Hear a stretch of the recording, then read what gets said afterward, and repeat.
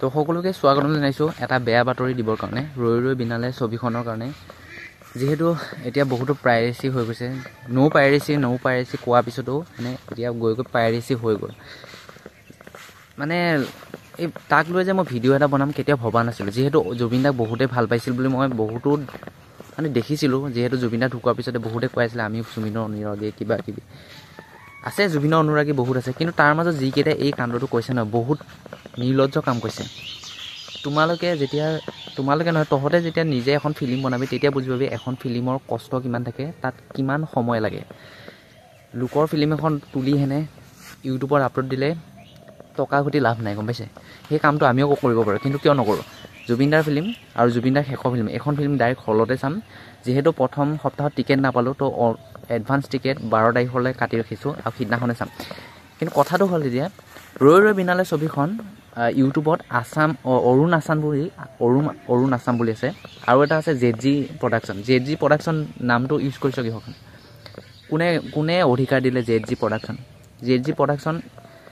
জেডজি প্ৰডাকশ্যনে সেইটো কাম কেতিয়াও নকৰে কাৰণ জুবিন দাৰ ফিল্মখন অলৰেডি হলত লাগি আছে ন বোলে হলত লগা নাই তেতিয়া বেলেগ কথা আছিল আপলোড কৰিছে আৰু এটা আছে ৰৈ ৰৈ বিনালে বুলি লিখিছে সেইটো ডাইৰেক্ট চেনেলটোৰ নামে ৰৈ ৰৈ বিনালে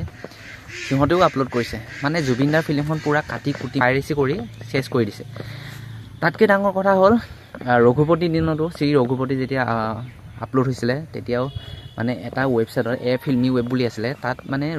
ৰঘুপতিখনো পাইৰেচি হৈ গৈছিলে ঠিক তেনেদৰে এতিয়া ৰৈ ৰৈ বিনালেখনো পাইৰেচি হৈ গ'ল মই আজি ৰাতিপুৱা চাইছিলোঁ মানে গুগলত ছাৰ্চ কৰি চাইছিলোঁ যে ৰৈ ৰৈ বিনালে ফুল মুভি বুলি ছাৰ্চ কৰোঁতে সঁচাকৈ আহি গৈছে ফিল্মি ৱেব বুলি আছে আৰু এটা আছে মুভিজ ফৰ ইউ বুলি আছে তাতো ৰৈ ৰৈ বিনালে ফিল্মখন মানে চিনেমাখন পাইৰেচি হৈ গৈছে প্ৰায় 2 ঘণ্টা 24 মিনিটৰ এখন চিনেমা মই ভাবিছিলোঁ প্ৰথমে ফিল্মখনত চাগে পোষ্টাৰখন লিখিছে আৰু টাইটেলটো লিখিছে বাকী নাই চাগে কিন্তু ডাউনলোড কৰি চালোঁ সঁচাকৈ হয় কিন্তু মই ফিল্মখন এতিয়ালৈ চোৱা নাই কাৰণ মই যিহেতু টিকেট কাটি ৰাখিছোঁ হলতে চাম বুলি আছোঁ হলতে চাম আপোনালোকেও হলতে চাব আৰু যিসকলে এই কাণ্ডটো কৈছে ন ইহঁতক সঁচাকৈ এটা একশ্যন ল'ব লাগে যিহেতু জুবিন দাৰ শেষ ফিল্ম আছিল আৰু জুবিন দাই অসমীয়া জগতৰ কাৰণে বহুত আগবঢ়াই লৈ যোৱাত বহুত সহায় কৰিছে আৰু যদি অসমীয়া মানুহে যদি সেই ফিল্মবিলাকক যদি পাইৰেচি কৰি যদি ফিল্ম অসমীয়া চিনেমাখনক যদি চিনেমা জগতখন যদি আকৌ নমাই আনে কি হ'ব কওকচোন লাজ পাব লাগে জুবিনৰ অনুৰাগী বুলি ক'বলৈ যিহেতু জুবিনৰ অনুৰাগী বুলি ক'লে নহ'ব জুবিনৰ অনুৰাগী জুবিন দাই কৰি যোৱা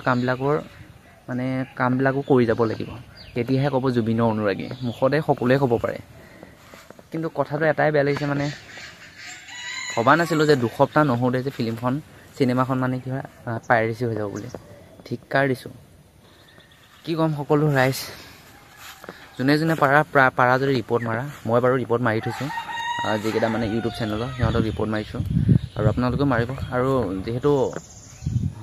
ৱেবছাইটত ৰিপৰ্ট মাৰিব নাজানো তো কোনোবাই যদি একশ্যন ল'ব পাৰে তেন্তে এই ভিডিঅ'টো শ্বেয়াৰ কৰি দিব মই ভিডিঅ'টো সেইটো কাৰণে বনাইছোঁ যাতে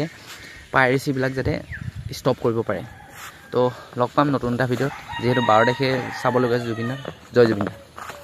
নভবা কথাও হঠাতে হয় চাগে